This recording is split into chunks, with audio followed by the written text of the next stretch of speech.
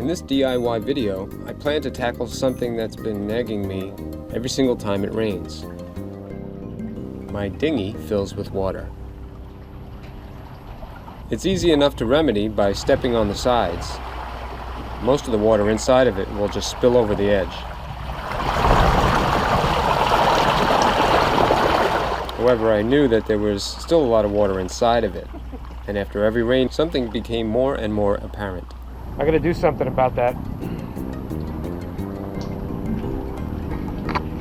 So after some time, the rain had passed, and I decided it was finally time to remedy this problem I was having with my bass raider. First step was going to be to get rid of all the water that was still inside the boat, both on top and inside. You can see after a rain, it really would fill up with a lot of water.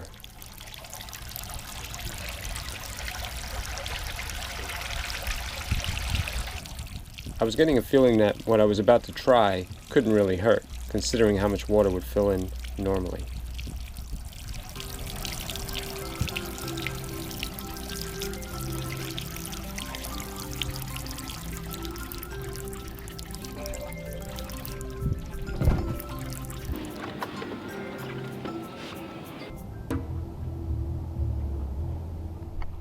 Alright, well, I've let the boat dry out a little bit in the Florida sun, and I've got the back part of the bass raider here is the lowest spot pretty much in the whole boat.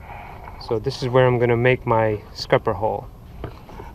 And if you look at the bottom, you can see there's a big flat area that should be pretty easy to do a little plastic welding. So what you would need to make a scupper is something that is the same material. You can't use PVC because the two of them won't bond. So if you go to a home improvement store, you can find polyethylene pipe. It's almost always black. So what I have to do is drill a hole straight through. There'll be two pieces of plastic because these bass raiders are made just like kayaks. You can make your own scupper holes. You would do it for drainage. You may do it for a power pole or a push pole anchor. It's very scary, but all my experiences having to deal with plastic welding have ended well. In other words, it worked. It may not look great. It's scary and intimidating to do. However, it always works. So fingers crossed.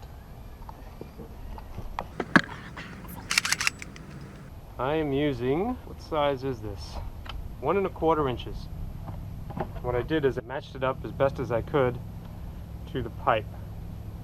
It seems slightly smaller. I don't know, but I want a tight fit. Well, I'm through one. There are 2 layers. It's always a trick to get that piece off, isn't it? That's the first layer of plastic. I'm taking an up-close look. You can see there's the second layer. It is right there. It's only this much. Let's continue going through.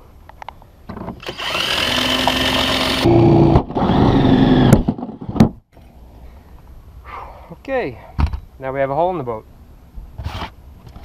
The idea now is if this thing is in the water or if it's on land and it rains, the water will find its own way out without me having to bail it. Now, let's see if we can fit the pipe in the hole. That fits really good. Okay, now we have the polyethylene pipe is going through both layers, and I'm going to mark where I'm going to have to cut this. And what I want is about 3/8 to a 1/2 inch sticking above and below the holes that I just made. That is easily done by going up and pulling on the pipe until the bottom part is sticking out about that much, and then we can go to the top and mark where the cut has to be.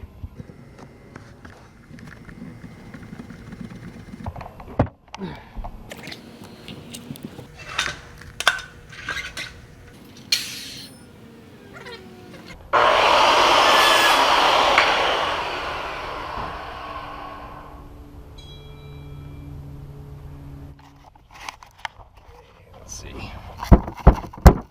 Get in the hole. Be good for your hole. There you go. There it is. That's a scupper hole. At least it will be soon. Alright, moment of truth.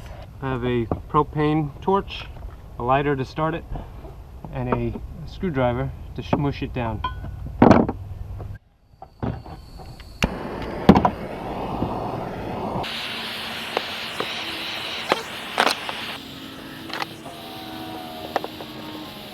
Trying to focus the flame on the black pipe because it seems it's on fire.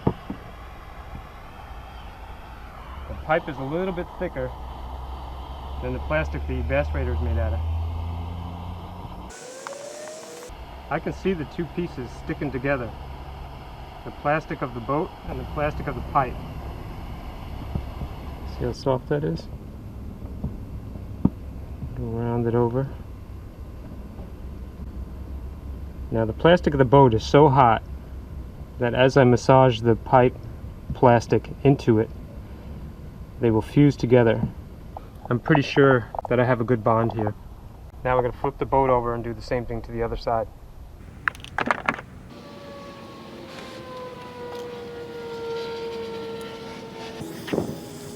I'm trying to heat the pipe first, and then at the last minute then I'll go around and heat the plastic of the boat.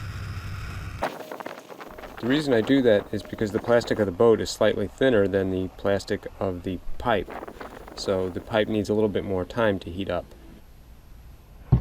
Well, behold in all of her glorious ugliness, the new Scupper. But now I don't have to worry about rainwater filling up my bass raider anymore. And again, if you own a bass raider and you want to prevent it from filling up with water, I don't see this being that adventurous when it comes to drilling a hole in your plastic boat because of how high it sits off of where the water line will be. What I'll do is I'll launch this thing, I'll put the motor in it, and I'll try to put the camera down there to show you where it is as I'm sitting on the back of the boat with the 5 horsepower motor, which is more than this is rated for. See where the water line is and to see if it takes on any water. Now, to be fair, what I did is I weighed myself along with the motor on a big scale that we had in the warehouse. 188 pounds. That's me and the motor. I know what you're saying. What happens when you have bigger people who might want to try this? Don't worry, I get to that later. For now, I was trying to see if I could make it work for me. I was pleased at first to see that the water was not coming above the scupper hole even when I leaned all the way back on the boat.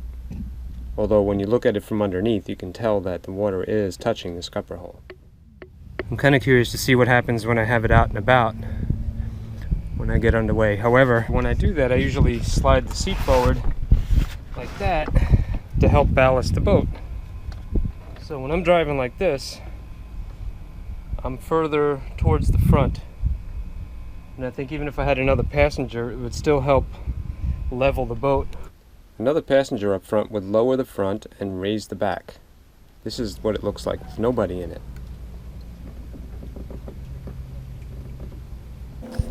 Alright, I'm going to take it for a test run.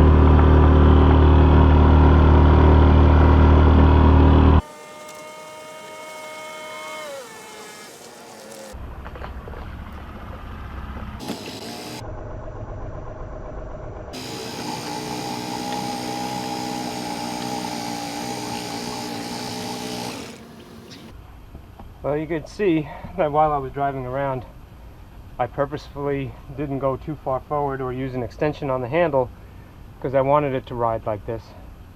And if you zoom in on that scupper while I was underway, you can see the water is barely touching the bottom part of the plastic.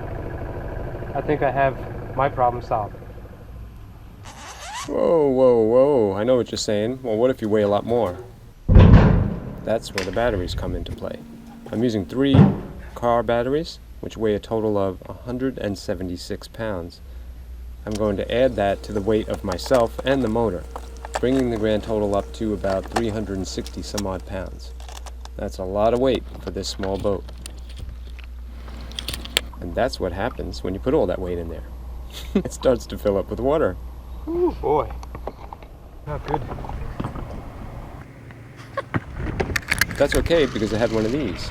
This is a standard size boat plug that you can find at any marine store. I think they even have them at Walmart. I picked a 1-inch polyethylene pipe because I knew a plug would fit in it. It needed a little reaming out, but I was able to get the plug to fit really nice, just like it did before I melted the pipe. That should keep it from filling up.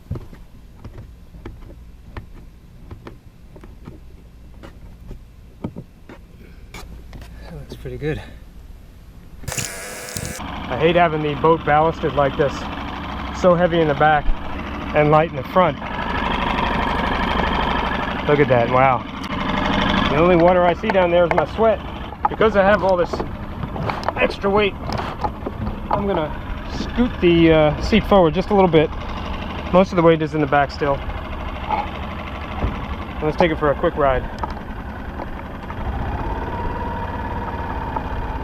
This time I went a lot slower because I was afraid if the boat were taking on water, because that scupper was clearly underwater now, I wouldn't want the back end to get too low where it would sink. I knew that as soon as I twisted the throttle, the back end of the boat would get a lot lower. I'm still not seeing any water coming up through that hole. With everything looking good, I pushed it a little harder. You can see here how high the bow was. A 306-pound person with this motor would be ill-advised to not use an extension handle.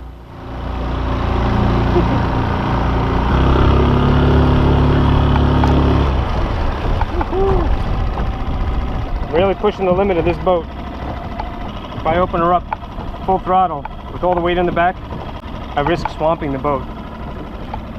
Let's see if we took any water on. I felt like this was going to be a pretty good test to see what would happen if someone a lot bigger than me were to try putting a scupper hole in their bass raider. The only thing now was to see if there was any water that got in while I was scooting around.